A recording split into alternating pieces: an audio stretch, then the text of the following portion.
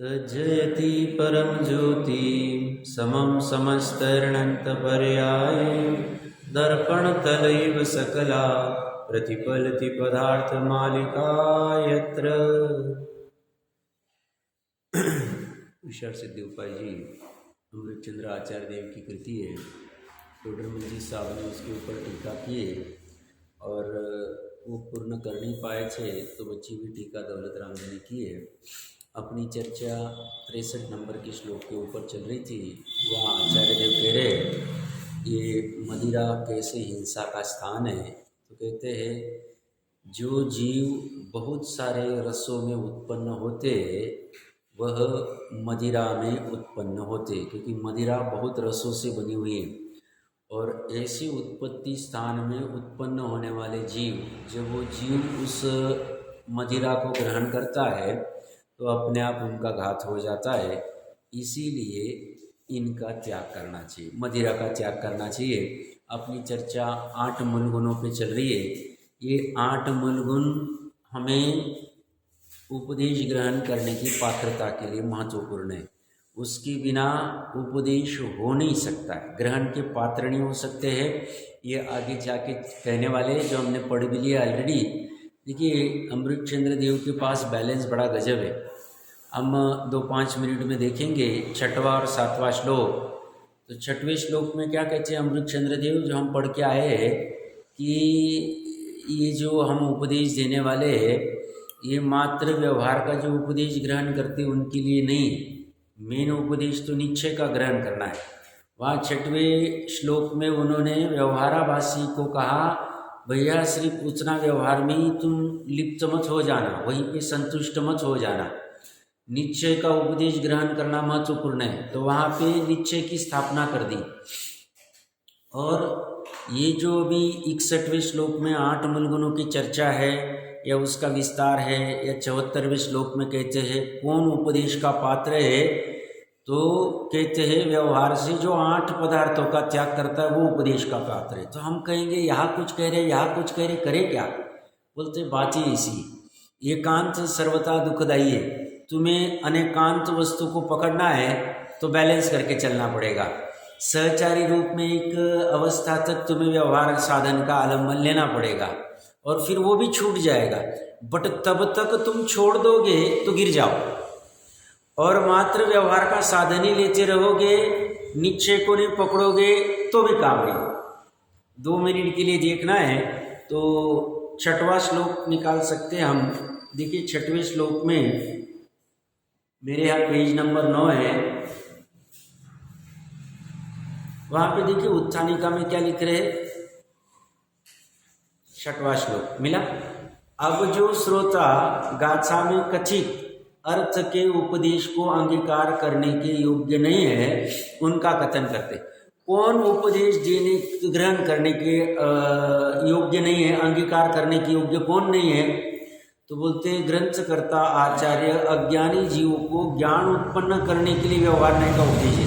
व्यवहार नहीं मतलब 8 मूलगुण पालना, रात्रि भोजन नहीं करना, आदि आदि। व्यवहार नहीं का कच्छ नहीं, व्यवहार धर्म है, उपचार धर्म है।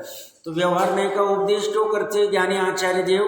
अज्ञानी जो जीव है उसको ज्ञान होना चाहिए। किसका? निश्चय का। प्रकरण वही चल रहा है, पूरा बाद में देख लेना। निश्चय का ज्ञान व्यवहार बिना होता नहीं है, इसलिए व्यवहार नहीं का उपदेश देते। और जो जीव, अन्वयार्थ पढ़ रहे हम, केवल व्यवहार नय को ही जानता है, निश्चय नय को जानने का प्रयास नहीं करता है, निश्चय नय को जानता नहीं है, उसको उस मिथ्या दृष्टि जीव के लिए उपदेश नहीं है। कि क्या कह रहे हैं? अभी हम 74वां श्लोक भी पढ़ेंगे 2 मिनट बाद में। मैं क्या कह रहा हूँ गंभीरता से समझना। अमृतचंद्र देव एक ही 6वें श्लोक में कह रहे हैं सिर्फ व्यवहार को ही जानता है, निश्चय को नहीं जानता, वो उपदेश का पात्र नहीं। और 74वां श्लोक निकालिए 2 मिनट के लिए। 74वां श्लोक पेज नंबर 65। दुखदायक, दुस्तर और पाप के स्थान ऐसे 8 पदार्थों का, मध्यमास मधु आदि 8 पदार्थों का परित्याग करके, चारों ओर से त्याग करके निर्बल बुद्धि वाले पुरुष जैन धर्म के उपदेश के पात्र होते हैं। वह कह रहे हैं वो पात्र नहीं, या कह रहे पात्र होचे, मतलब समझ में नहीं आता। भैया तुम्हें निश्चय का उपदेश ग्रहण करने के लिए पहले 8 मूल गुणों का त्याग करने, 8 मूल गुण पालने को कहे, इन 8 चीजों का त्याग करने को कहा ताकि तुम उपदेश को ग्रहण कर पाओ। और तुम उन 8 गुणों में ही, मूल गुणों में 8 चीजों के त्याग में संतुष्ट हो गए, तो तुमने 6वां श्लोक पढ़ना चाहिए। वहाँ कहते जो व्यवहार नहीं कोई जानता है, व्यवहार कोई अंगीकार करता है, उसी में संतुष्ट है। निश्चय की जो विषय वस्तु है, अनंत गुणों का समरूप द्रव्य, उसे ग्रहण नहीं कर रहा है, उस मिथ्या दृष्टि जीव के लिए उपदेश नहीं। दोनों जगह उपदेश की बात आ गई। वहां उपदेश का पात्र कौन नहीं, जो 8 मूल गुण नहीं पालता है। और ये हम बोल रहे हैं, हम जो उपदेश दे रहे हैं सिर्फ व्यवहार वाले को नहीं दे रहे, जो निश्चय को पकड़ना चाह रहे हैं उनके लिए दे रहे। तो मैं इतना सब दोनों क्यों पढ़ के बता रहा हूं, ये काम नहीं करना। मात्र निश्चय के ही पीछे पड़ना नहीं, व्यवहार को छोड़ना नहीं। मात्र व्यवहार में ही संतुष्ट होना नहीं, निश्चय का लक्ष्य रखना। सब ऐसा तो नहीं हो पाएगा हमसे। क्यों नहीं हो पाएगा? वो घोड़े को पानी पीना है तो रहट भी चलने देनी पड़ेगी, पानी भी पीना पड़ेगा। व्यवहार करते हुए भी उसका श्रद्धा में मोक्ष का कारण नहीं मानना, और मोक्ष का कारण अपना आत्मा को ही मानना, और उसके लिए प्रयास भी करना। दोनों साथ में चले तो फिर कोई चिंता नहीं, कोई चिंता नहीं। फिर चिंता नहीं आएगी, स्वामी में इतने साल से इतनी क्रिया कर रहे थे और आप कह रहे हो कुछ काम का नहीं, फिर बेकार का गया। बेकार नहीं गया, उससे धर्म वासना बनी रही, धर्म वासना बनी रही, और कहीं ना कहीं वो सहयोग मिलेगा एक। हाँ, बट काम होगा निश्चय से, बट निश्चय का डायरेक्ट नहीं होगा, साथ में बीच में व्यवहार का हेल्प लेना ही पड़ेगा। उसका कोई उपाय नहीं। उपदेश की पात्रता, उपदेश मात्र व्यवहार वाले को नहीं है। 6वां श्लोक फिर से अलग से पढ़ लेना। 74वां श्लोक कह रहे हैं जो 8 मूल गुण को नहीं पालता है, ये व्यवहार धर्म नहीं करता है, वो उपदेश का पात्र नहीं। तो बात महत्वपूर्ण है, क्योंकि बहुत बार ऐसा होता है। क्योंकि देखो स्वामी जी के जो कथन थे ना, मुख्यता से निश्चय की मुख्यता से ज़्यादा थे, इसीलिए हमने उनको कहा 19 बार पढ़ो साहब समय सार। अच्छी बात की, क्योंकि समय सार छूते भी नहीं थे, सिर्फ दर्शन करके बाहर से चले जाते थे। परंतु किंतु ये भी मत छोड़ना, दोनों चीजें है। अमृत चंद्र देवी कल भी मैं कह रहा था, समय सार की टीका लिखने वाले वही है, और पुरुषार्थ सिद्धि, क्या बैलेंस, उनको क्या विकल्प आया होगा बता नहीं, उन्होंने दोनों कर दिया। उनको टीका लिखने के बाद लगा होगा कोई एकांत न कर लेवे, इसलिए ये भी लिख दूँ, या तो ये लिखने के बाद में सिर्फ इसी में संतुष्ट न हो जाए, इसलिए वो अब कौन सा पहले किया होगा वही जाने। बट उन्होंने गजब काम किया। तो हमने कल क्या किया था, 63वां श्लोक पढ़ लिया था, उसकी चर्चा भी हो गई थी। मेन बात क्या है, देखो हमने बख्श की चर्चा की थी ना, तो जो बटर मिल्क होती, छाछ जो होती, छाछ इतने घंटे तक चलेगी, 6 घंटे तक चलेगी, अंचल मुहूर्त चलेगी, ये सब चर्चा हमने पढ़ी। दूध 24 घंटे तक चलेगा, उसके बाद में उसमें रस उत्पन्न होंगे, तो रस में भी जीव उत्पन्न होते।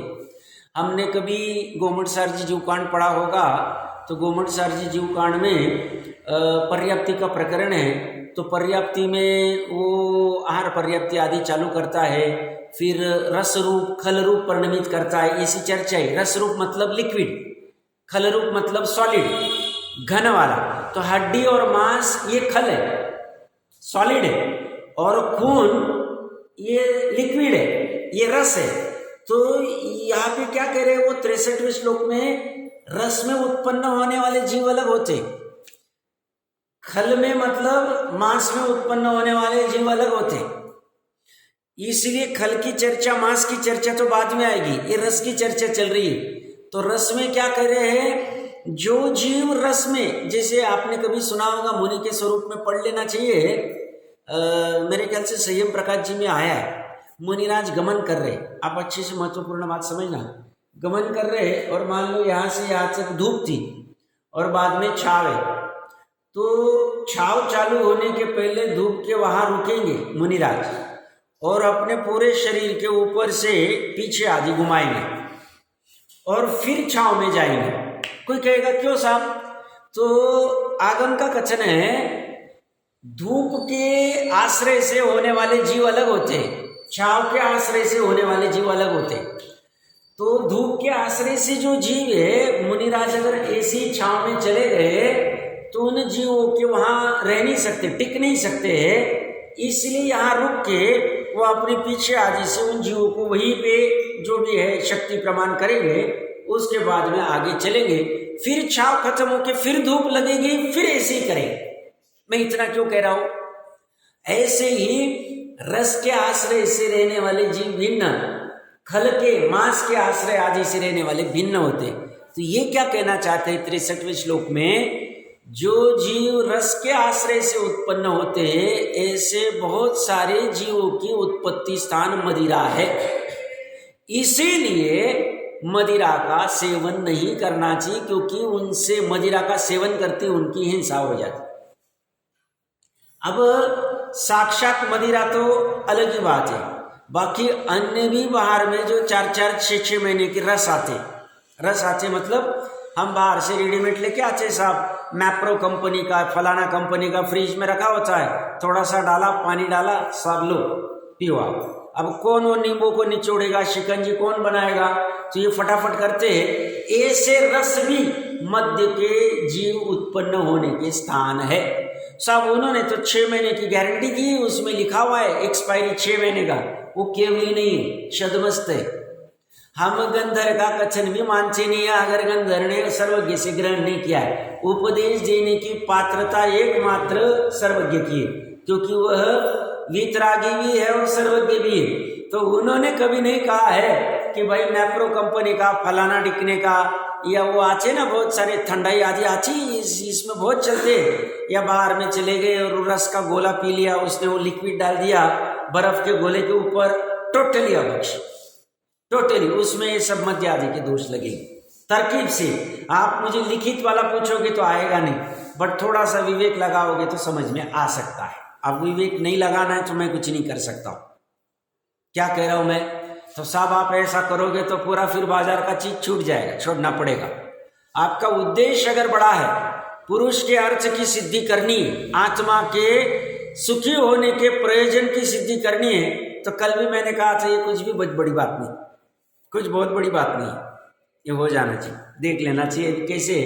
बाकी बाजार में या तो मांस का दोष आएगा या तो मध्य का दोष आएगा, कुछ ना कुछ आएगा। लिक्विड लेके आ गए तो दोष लगेगा, मानो या न मानो वो आपका प्रश्न है, मैं तो अपनी बात कह दे रहा हूं। 63वां श्लोक की चर्चा हो गई। 64वें श्लोक में मदिरा में भावित हिंसा बताते, मदिरा में क्या क्या प्रकार का हिंसा हो सकती है, मतलब क्रोध आदि, अभिमान आदि क्या क्या हो सकते हैं। बड़ा गजब श्लोक लिखा है इन्होंने, एक बार उसका पाठ कर लेते। 64वें श्लोक का अभिमान भय जुगुप्सा हास्यारति शोक काम उपाद्याम हिंसायां पर्यायां सर्वे विच सरक सन्निहिताम। अन्वय अर्थ में क्या कह रहे? च और अभिमान भय जुगुप्सा हास्या रति शोक काम उपाद्याम। अभिमान भय ग्लानि हास्य अरति शोक काम क्रोधादि हिंसायाम, हिंसा के पर्यायाम भेद और सर्वे भी यह सभी सरक सन्निहिताम मदिरा के निकटवर्ती है। मतलब जो मदिरा का सेवन करता है उसे ये अन्य पाप भी लगते हैं। टीका में एक बार पढ़ लेते हैं, फिर थोड़ा विशेष अर्थ करेंगे। च अभिमान भय जुगुप्सा हास्य अरति शोक काम कोपाद्याम हिंसायाम पर्यायाम सर्वे अपि सरक सन्निहिता। तथा अभिमान भय जुगुप्सा हास्य अरति शोक काम क्रोधादि जितने हिंसा के भेद है वे सभी मदिरा के निकटवर्ती। हिंसा के भेद क्यों कहा? 42वां 44वां श्लोक उसमें हिंसा में राग आदि का होना ही हिंसा है, और वो सब कवर कर लिया। एक मदिरापान करने से वे सभी तीव्र रूप से ऐसे प्रकट होते हैं कि माता के साथ भी काम क्रीड़ा करने को तैयार हो जाता है। वहां ये जन्मदाची मात्रा है, इसके साथ काम सेवन करने योग्य नहीं है, ये भी भूल जाता है मद्यपान किया हुआ। और कोई अभी देखो, ये 250 साल पहले लिखे गए टोडरमल जी साहब, और 1000 साल पहले लिख गए अमृतचंद्र देव। उस समय में हो सकते ऐसा एक भी उदाहरण नहीं होगा, बट आजकल प्रचुरता में उदाहरण देखे जाते हैं। 80 साल की दादी है, पोता उसके साथ में काम सेवन कर रहा है, शील हरण कर रहा है। ऐसी घटनाएं सुनने मिलती है। किसका प्रताप, किसका प्रताप है, विचार करना। ये पहले ही लिख के चले गए। अब मानना न मानना वो अलग बात है, बट खान पान का 100% इम्पैक्ट है। इसीलिए वो निशंक होकर, निडर होकर अभिमान कर लेता है, काम विकार कर लेता है, झूठ बोल लेता है, चोरी कर लेता है, परिग्रह कर लेता है, छल कर लेता है, सब कुछ। इन्होंने तो देखो, इनको श्लोक जो लिखा है इसमें एक मर्यादा है, उनको अनुष्टुप छंद है, उसमें उतने ही शब्द यूज करने हैं। इसलिए उन्हें कोपाद्याम आदि में, क्रोध आदि में सभी समेट लेना। जो उन्होंने 44 श्लोक में राग आदि ही हिंसा है, और राग आदि में फिर क्रोध मान आदि सब खड़ा कर दिया, वैसे यहाँ पे खड़ा करना, मतलब सभी प्रकार के कर लेते, हो जाता, इस सहज में हो जाता। इसलिए छोटों को बड़े के प्रति रिस्पेक्ट नहीं रहा है, कषाय आदि क्रोध उनके प्रति भी करने लग जाता है। ये सब कहाँ से हो रहे? ये डायरेक्ट मध्य नहीं पान कर रहे हम, बट इनडायरेक्टली अभक्ष वस्तुओं से हम में जा रहे हैं, और उसमें इतने हमारे परिणामों में मलिनता आ गई है कि हम कल्पना नहीं कर सकते। परिणामों में मलिनता बहुत आ गई, और इसीलिए किसी का लिहाजा नहीं रहा है, ये नहीं रहा है, अरे उत्तर बढ़ने वाला, अब ये रुकने वाला नहीं बाहर में। बट जो जीव आगम का सेवन करके अपना जितना शक्ति हो कल्याण करना चाहता है, उसका थोड़ा घट सकता है। पूरा छोड़ तो सकते तो बढ़िया बात है, मतलब पूरा, बाकी तो जैसी जिसकी सामर्थ्य है। तो ये कहते हैं माता के साथ भी काम क्रीड़ा करने को तैयार हो जाता है। अभिमान आदि का लक्षण पूर्व में कर चुके, अभिमान का लक्षण पूर्व में कर चुके, मतलब 44वें श्लोक में टोडरमल जी साहब ने सब पूरा विस्तार से लिख दिया। सभी प्रकार के पाप घटित कर दिए, क्रोध मान माया लोभ 3 वेद आदि सब कट कर दिए। इस प्रकार मदिरा के प्रत्यक्ष दोष जानकर मदिरा का त्याग करना योग्य है। इसके अतिरिक्त जो अन्य मादक नशा वाली वस्तुएं, उनमें भी हिंसा के भेद प्रकट होते, अतः उन सब का भी त्याग करना चाहिए। किसी ने ऐसा नहीं कहना चाहिए कि साहब हम शराब तो नहीं पीते तो हमारे लिए नहीं है। टोडरमल जी साहब ने लिख दिया, भैया शराब के साथ में नशा, अन्य मादक नशा वाले, जिससे नशा उत्पन्न होता है, जो नहीं पिए तो बेचैनी होती है, आकुलता होती है, वो सब चीजें मध्य में आएगी। उपलक्षण से पकड़ लेना, मतलब सिगरेट पिए बिना चलता नहीं। मल का त्याग भी करना है तो पहले सिगरेट पिएंगे और फिर मल का त्याग करने जाएंगे, इसी भी महाभाग। सुबह मल का त्याग चाय पिए बिना होता ही नहीं, चाय नहीं पिएंगे तो मल का त्याग नहीं होता है, नशा कारक में आ जाए। कॉफी के बिना 2 बजे दोपहर को कॉफी नहीं पी, चाय नहीं पी, सिर उठ जाता, फिर कोई ठिकाना नहीं रहता है, सो के रहना पड़ता है, हमें चाय और कॉफी चाहिए, वो भी डार्क चाहिए, वो भी यही चाहिए, इतनी चाहिए, सब नशा कारक। उसके भी हिंसा परिणाम होते, परिणामों में ये हो जाता है। फिर गुटखा है, फिर भांग है, अफीम है, गांजा है, तंबाकू है, और ये सब। और हालत कितनी खराब है, 10 साल 12 साल 14 साल के बच्चे कहीं कचरे के वहाँ जाके, वहाँ पे विक्स की बोतल है, ये सब क्या बोलते हैं बाम वगैरह होते, उनको सूंघ के अपना नशा करते। ऐसी हालत खराब है। 10-10, 12-12 अच्छे अच्छे घर वाले 14 साल में, मिलता नहीं, उसमें ऐसी चीजें डाली गई। एक मुझे घटना कब पता चली, पुणे में रहते थे तब 20 साल 18 साल पहले, कोई तो भी कह रहा था साहब ये पर्टिकुलर सोसाइटी के पीछे एकांत जगह है, वहाँ सुनसान, अच्छे घर के 2-4 बच्चे वो विक्स की डिब्बी सूंघ रहे थे, बाम सूंघ रहे थे, उससे वो नशा कर रहे थे 14 साल के बच्चे, और वो नशा करके फिर वो 8 साल की बच्ची का भी रेप कर देता है। काश आप देखना, पहले तो भारतीय का, जैनी का जो अच्छे से अपना खान पान जीवन अच्छे से शांति से रखता है, उसका तो सिर ही नहीं दुखना चाहिए।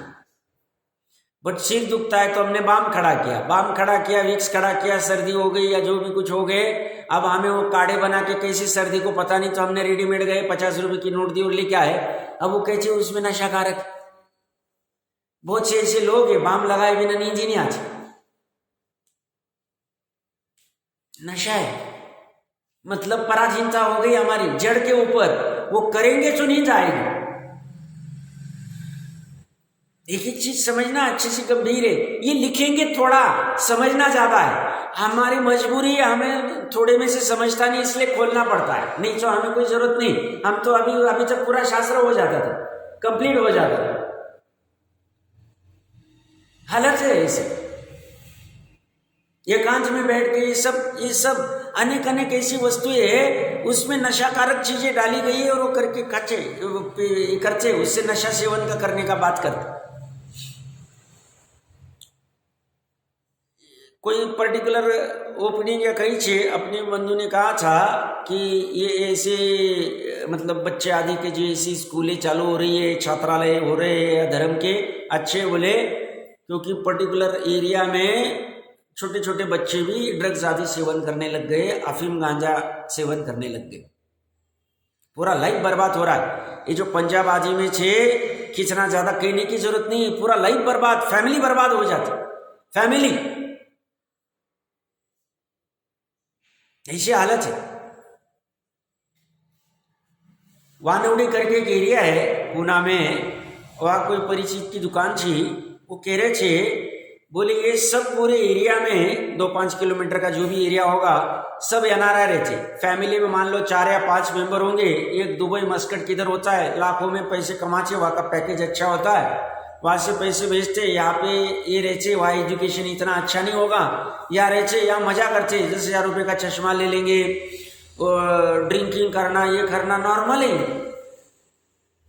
वह घर की माचाई बहनी भी सच में ड्रिंकिंग कर रही थी, गांजा मजाक में खाने के लिए, वो हुक्का पीना, दुबई चले गए साहब घूमने के लिए, बुर्ज खलीफा चले गए, वहां जाके हम हुक्का खोले मजे के। अरे बोले ये सब नशाकारक है, इसमें अनेक जीवों की हिंसा होती है, महापाप का बंध होता है, इसका फल दुखदायी है, मजाक में भी नहीं करना चाहिए सेवन, सब दुखदायी कारण है, दुखदायी है। और अभी क्या कहना, जैनी के रहो अजैनी के रहो, सब सामान्य मित्र मंडली ऐसी मिलती है, सामान्य हो गए, सिगरेट गुटखा आदि सामान्य, जैनी भी कैसे क्या जानने योग्य, समझने योग्य। देखिए फिर इसे अन्वयार्थ देखिए क्या कह रहे, और अभिमान, भय, ग्लानि, हास्य, अरचि, शोक, काम, क्रोध आदि हिंसा के भेद है, और यह सभी मदिरा के निकटवर्ती, जो मदिरा पान आदि करता है उसे अभिमान हो जाता है। क्या अभिमान होता है, साहब भोजन करने के पहले एक पैक लगाता हूँ फिर ही भोजन करता हूँ, और साहब हर रोज 500 रुपये की शराब पी लेता हूँ मैं, साहब हम ऐसा करते स्टैंडर्ड, उसे अभिमान हो जाता है, उस वस्तु में अभिमान हो जाता है, अहम हो जाता है, मात्र मदिरा में नहीं, सामान्य अभिमान हो जाता है, सब हमारे पास ऐसा ऐसा ऐसा ऐसा ऐसा, ये वैभव है, ये वैभव से अभिमान करने योग्य है ही नहीं, ये पुद्गल का वैभव है, और हम अपना मान रहे, क्यों, उसका खान पान आदि से कहीं ना कहीं उसके मदिरा आदि सेवन किए तो अभिमान आ जाता है, पुष्ट आ जाता है, वो नशा बना रहता है, अभिमान भी एक नशा है, उससे वो बना रहता है। और क्या होता है, भय, निरंतर भय लगता है, मुझे किसी ने देखा तो नहीं शराब पीते हो, आजकल तो वो भी निकल गया है। वो तो चैनी भी रहेगा तो शराब की दुकान से बॉटल लेके बैठेगा, निकालेगा और चले जाएगा, कुछ भी कर सकते, तो उसे कुछ लगता नहीं, टपरी के ऊपर भी खड़ा बैठ जाएगा, खड़ा हो जाता। अब ऐसा कोई कहता था मुझे, बोले आप वो रास्ते से आते हो, टपरी दिखती थी तो वो अच्छी जेनी के लोग फिर वहां से निकल जाते, दूसरी टपरी चेंज कर दी। मैं बोला मैं क्या करूँ अभी उसको, जेनी कभी भी टपरी पे नहीं, अभी तो लेडीज भी टपरी पे खड़ी रहने लग गई, कैसी हालत हो गई। माचाए बहने फॉरेन में भी ये अभी आया, अभी कल्चर है, फॉरेन में सिगरेट आज पीछे है तो डॉक्टर उनको समझाते भैया आप गर्भ धारण करने वाले हैं, वो बच्चे के क्या इफेक्ट पड़ेगा, वो धुआं अंदर जाता है, मत करो, नहीं छूटता, बच्चा नहीं धारण करेंगे हम गर्भ में, सिगरेट पी, शराब पी। मेरा अभी तब ये तो सब ज्ञान नहीं था, इसलिए सब जाना पड़ा था, नहीं तो फॉरेन वॉरेन जाने योग्य नहीं इतना। जर्मनी गया था मैं कुछ काम के लिए, ऑडिट के हिसाब से, तो ट्रेन में 2 बहनें, मतलब फ्रेंड्स आदि जो होंगे साथ में जा रहे थे, 2 घंटे का रन होगा, यहाँ से वहाँ जाना है, तो मस्त समय की वो स्टूल रखे उनके निकाले खड़े हुए और ग्लासें निकाली, शराब पी ली, दोनों ने पी ली साथ में, वाह सामने। ये कह रहे हैं मध्य मास का सेवन करोगे, नशाकारक चीजों का सेवन करोगे, धर्म ग्रहण नहीं होगा तुम्हारा। सामने साक्षात मैंने देखा है, आप लोगों ने भी बहुत से गए होंगे आउट ऑफ इंडिया, तो ये नॉर्मल बात है। हम कहते हमें उतना पैसा पगार मिलता है, ये पगार पैसा कमाने के लिए मनुष्य को नहीं मिला है, हमें 8 चीजों का त्याग करके, बेसिक 8 ही कह रहे हैं, 8 चीजों का त्याग करके, वो जहां होगी उन सब का त्याग करके हमें वो निश्चय का उपदेश ग्रहण करने के लिए मनुष्य को मिला है, और किसी के लिए मिला नहीं। अभी तो भय भी नहीं रहा, बट भय उसके अंदर में निरंतर टिस पहुंची रहती है, कहीं कुछ देख लेगा, कहीं कुछ कर लेगा। ये जो अभी इंदौर राज्य में देखे ना, 4 बच्चे, बर्थडे था, पार्टी थे, फिर रात को 2 बजे वो लड़की को छोड़ने जा रहे थे, स्पीड में थी गाड़ी, एक्सीडेंट हो गया, 4 मर गए, अच्छे अच्छे पार्षद के थे, ये सब पिए हुए थे। क्या करते पार्टी में, क्या करते, बड़े बड़े घरों के वो तुमने सब, तुम्हारे पास पैसे की मस्ती है, पुण्य के उदय से पैसा मिल रहा है, पाप का बंद करके तुमने फार्म हाउस बना दिया, वहां जाके क्या कर रहे बड़े घर वाले। और यहाँ सिर्फ यंग लोग ही नहीं, बिना शादीशुदा भी क्या करते, पार्टी के नाम पे क्या करते, और इससे सब होते विचित्र थे, विचित्र इतने हैं ये सब जो क्लब्स है, ये सब जो किटिया है, गेट टुगेदर से, इसमें फिर स्वैपिंग चलती, क्या क्या चलती है, कुछ दिमाग नहीं लगा सकते कि तुम्हारी वाइफ के साथ हम सोएंगे, हमारी वाइफ के साथ तुम सो, ये मतलब उसमें भी मन नहीं लगती है, मरता नहीं है, सब छोड़ देता है, अपनी पूरी उतार देता है, ये ऐसा होता है इसे, और फिर भी जैनी होके ऐसे करता है, और वो अभिमान से कहता है हमारा ये क्लब है, इसमें हम मेंबर है, इसके हम अध्यक्ष है। तुम करते क्या हो, आप क्या खाते हो, क्या पीते हो, तुम्हारा कोई लिहाजा है, तुम्हें 6 द्रव्य 7 तत्वों के नाम भी पता है, तुम अनादि निधन शुद्ध आत्मा हो और शुद्ध समाधि तुम्हें पता है, चलता है, सामान्य चलता, इसी से सब फिर पूरे दोष चले, और वो करते हुए भी उसे कुछ फील नहीं होता है, उसे ग्लानि नहीं होती है, देखो हालत खराब। और फिर जब उदयवश होती है, इतनी जुगुप्सा, अपने मन से भी उसको अपने आप से घृणा होने लगती है, और फिर डिप्रेशन में चला जाता है, सुसाइड कर लेता है, कुछ भी कर लेता है। ये जो बड़े बड़े फिल्म स्टार आदि है, ये सब इनके ड्रग्स आदि के निकलते हैं, कुछ निकलते कुछ नहीं निकलते, कुछ दबाए जाते हैं, सब चलते हैं, ये डिप्रेशन में होते हैं। इनकी इंटरव्यूज पढ़ो, हम 5-5 साल तक डिप्रेशन में थे, वो किन के साथ भी सोते, कैसी बैठते, और हम उनके फोटो लगा के रखते यार, किसके फोटो, वो स्वयं परेशान है, बस वो चित्र दिखता है, उनकी हेयर स्टाइल दिखती है, उनका वो रुतबा दिखता है, उनकी गाड़ी और सब दिखते हैं, इतने लोग मानते हैं क्या पागल है क्या। अरे भैया पागलों का जमाना है पंचम का, ये समझदार का जमाना नहीं है।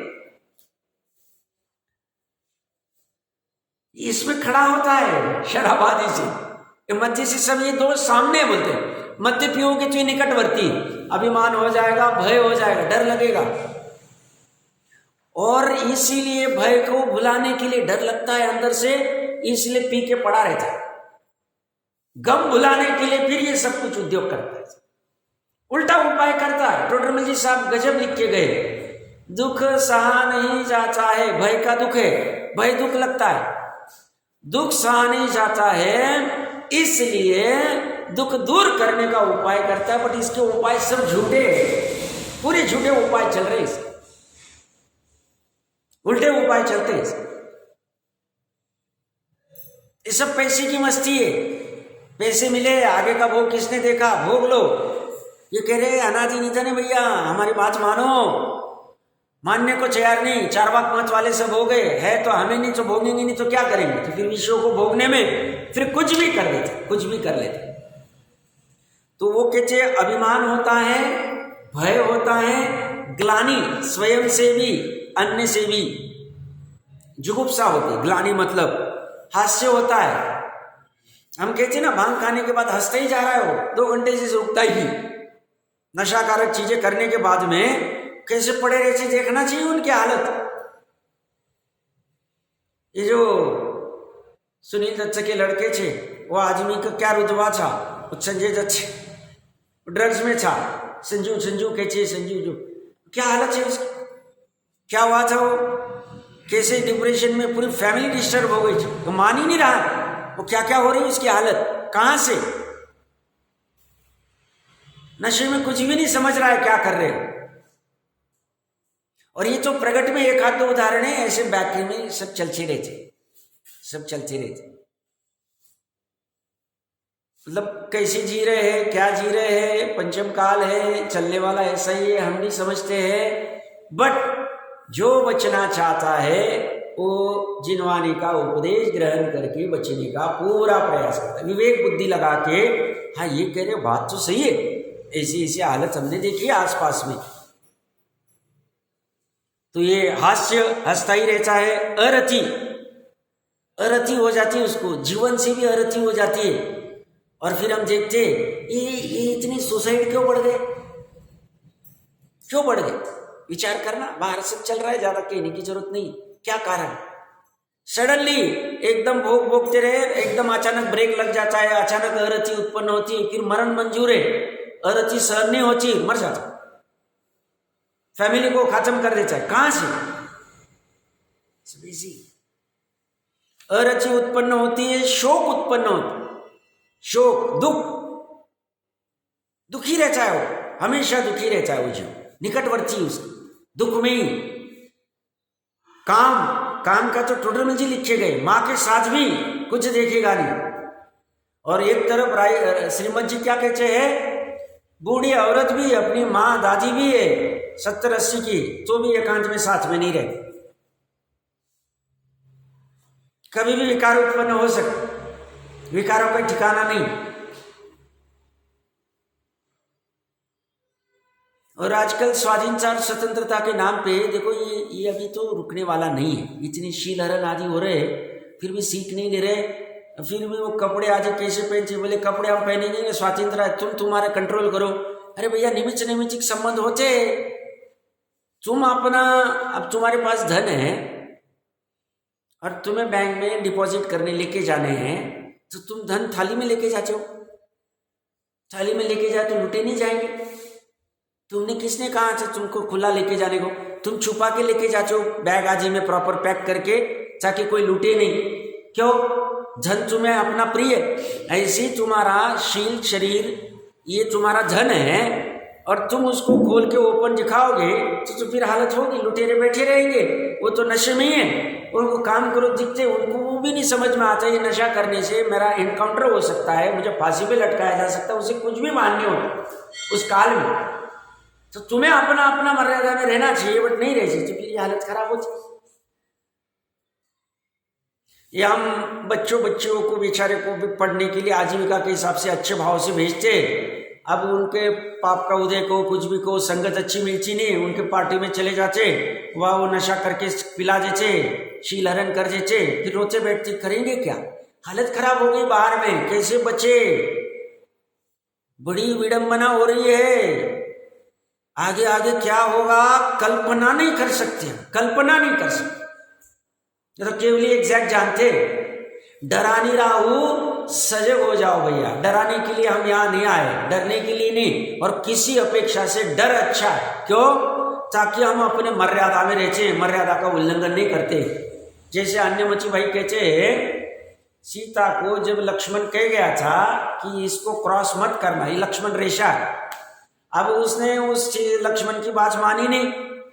अन्य मची भाई अपने इसमें नहीं है, जो भी मैं तो प्रकरण के अपने को उदाहरण समझना अपेक्षा से, तो जैसे उल्लंघन कर देती है वो मर्यादा का, हाल क्या हो जाते है, एक तो लूट के ले गया, इतना युद्ध हुआ, और उसके बाद भी घर आई तो वापस छोड़ना पड़ा, जंगल में जाना पड़ा, गर्भवती रहती, कैसे से हो जाते, हालत खराब हो जाती। उसकी भूल क्या, बस अपनी एक लाइन को क्रॉस कर दिया उसने। हम भी अपनी लाइन को क्रॉस करेंगे। अनर्गल प्रवृत्ति जो वहां पीछे कही थी, स्वच्छंद प्रवृत्ति जिसे कहा था, भ्रष्टाचार की प्रवृत्ति आज किसी को अच्छा नहीं लगता है, बट ये मर्यादा कभी भी सुखदायी है। घर के बाहर हम गेट लगाते हैं, फेंसिंग लगाते हैं, ताकि कोई आए नहीं हमारे यहाँ पे। ऐसी हमारे जीवन में एक मर्यादा होनी चाहिए। हम भोग नहीं भोगेंगे ये बात नहीं कह रहे, अभी निचली भूमिका में गृहस्थ अवस्था में पांचों इंद्रिय के भोग भोगे जाएंगे, बट मर्यादा में। मर्यादा के बाहर गए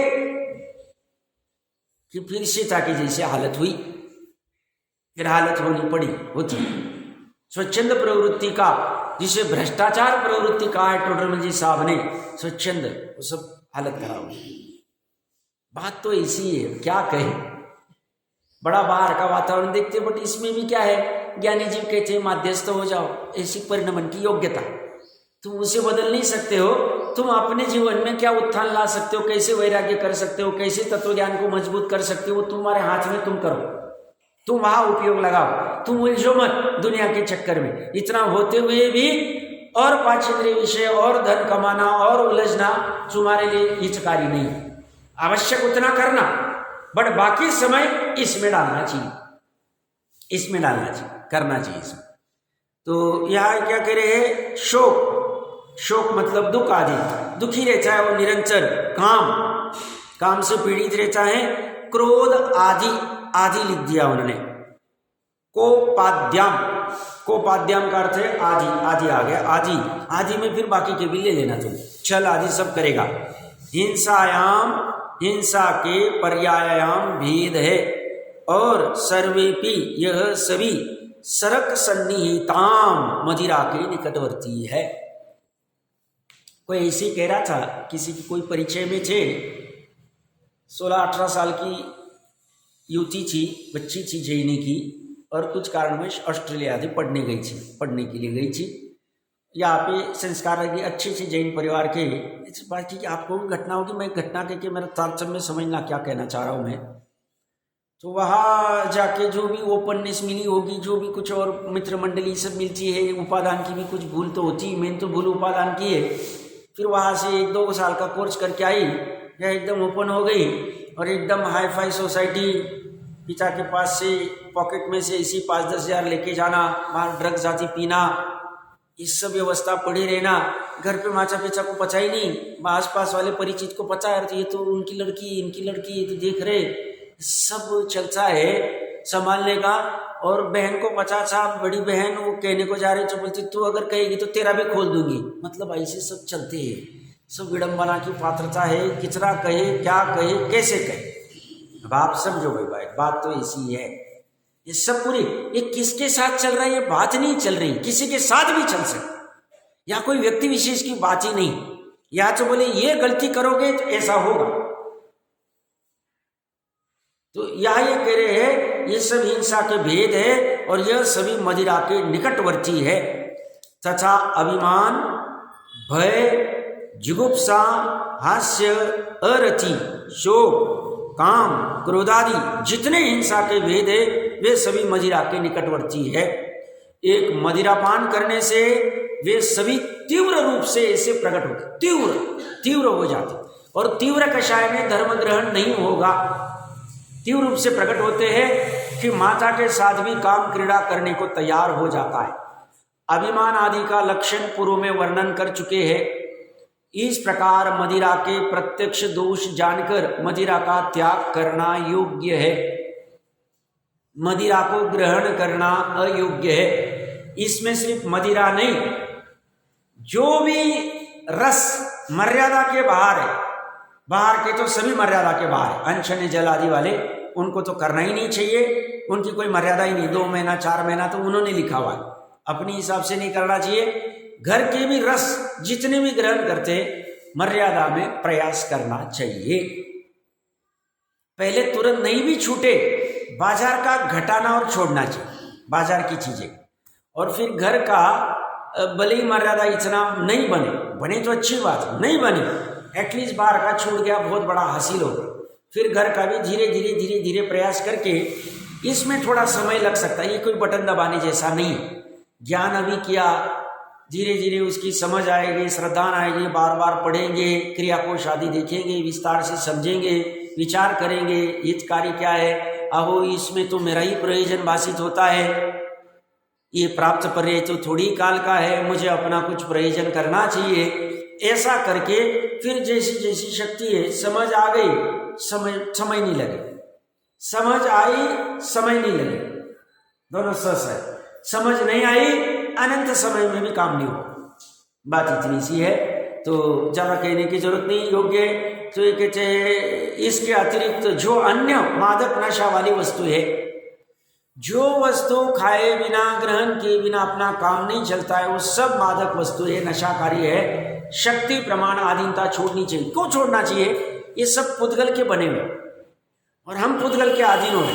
वो वस्तु रहे तो हमारा काम होगा, वो नहीं रहे तो हमारा काम नहीं होगा, मतलब आधीनता हो गई। और आधीनता वस्तु स्वरूप को मान्य नहीं है। तो नशाकारक मादक वस्तुएं, उनमें भी हिंसा के भेद होते, अतः उन सब का भी त्याग करना उचित है, ये भी करना चाहिए। याचक दोष हो गई। अभी मांस के दोष की चर्चा चलेगी, अपने पास 2-5 मिनट है, एक बार श्लोक पढ़ लेते और पढ़ के फिर विस्तार भली बाद में कर लेंगे। आगे मांस के दोष बताते, 65 नंबर का श्लोक एक बार पाठ कर लेते। नवीना प्राणी विघाता मांसस्योत्पत्तिरिष्यते यस्मात् मांसं भजतस्तमास्मात् प्रसत्य निवारिता हिंसा। क्या कह रहे अन्वयार्थ में? यस्मात् कारण की, प्राणी विघातात विना, प्राणियों के घात के बिना, मांसस्य मांस की उत्पत्ति न इष्यति नहीं मानी जा सकती। तस्मात् इसलिए मांसम भजतम, मांस भक्षी पुरुष को अनिवार्य रूप से हिंसा प्रसरती फैलती है। सरल बात है। वो कह रहे हैं मांस प्राणियों के घात बिना मिलता ही नहीं, क्योंकि मांस की उत्पत्ति कहाँ होती है? 2 इंद्रिय, 3 इंद्रिय, 4 इंद्रिय, असंगी पंचेंद्रिय, संगी पंचेंद्रिय, इसमें होती। एक इंद्रिय में मांस होता नहीं। क्यों नहीं होता है? स्वरूपीय से। 2 इंद्रिय में क्यों होता है? सप्त धातु से शरीर बना। मैं कल कह रहा था ना, वो केनिया में वो मांस 3 इंद्रिय का, उसको मार के घात करके ही उससे जो भी पदार्थ मिलेगा वो दवाई में डालेंगे। ऐसे बहुत है, ये तो पता चलता है तब समझ में आता है, बाकी तो बहुत चलता है। अरे ऐसी हालत खराब है, ये पाकिस्तान के बॉर्डर पे टिड्डियाँ होती, टिड्डियाँ 1 किलो टिड्डी पकड़ने के लिए 20 रुपए देते उनको। इतनी गरीबी होती है, उनका दिन भर काम वही टिड्डियों को मारना, और उसको मार के फिर क्या करते हो तो वही जाने, अपने को पता नहीं मैं क्या कह रहा हूँ। सब बोलते हैं मांस बिना प्राणियों के घात के मिलता नहीं, और इसीलिए उसमें मांस भक्षी पुरुष को अनिवार्य रूप से हिंसा फैलती है, प्रसारित होती है, प्रसरती फैलती। और हिंसा फैली तो हिंसा का फल क्या मिलेगा? पुण्य मिलेगा कि पाप मिलेगा कि मोक्ष मिलेगा? उसका फल दुखी है। अपने को आश्चर्य होता है, 50-100 साल की उम्र में जीव इतना संसार कैसे बढ़ा सकता है, इतना पाप कैसे हो सकता, थोड़ा खर्चे पाप इतना परिणामों से सब चलता है, इसमें तीव्र परिणाम हो जाता है।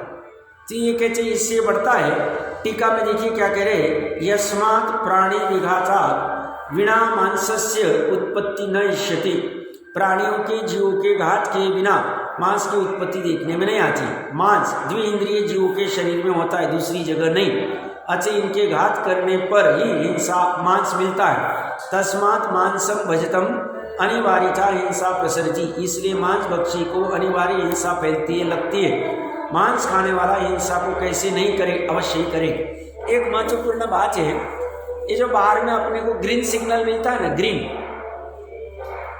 ग्रीन का अर्थ ये जो बाहर में चलता है लौकिक में कि उसमें मांस साक्षात मांस नहीं डाला है, ऐसा उसका अर्थ है। रेड का अर्थ है साक्षात मांस डाला हुआ। अब साक्षात मांस तो नहीं डाला है उस वस्तु में, बट हड्डी डाली होगी, मेद डाला होगा या खून डाला होगा या अन्य कोई डाले होंगे, तो भी उसमें जीव उत्पत्ति होती है। क्योंकि मांस में जीव उत्पत्ति होती है ऐसा नहीं।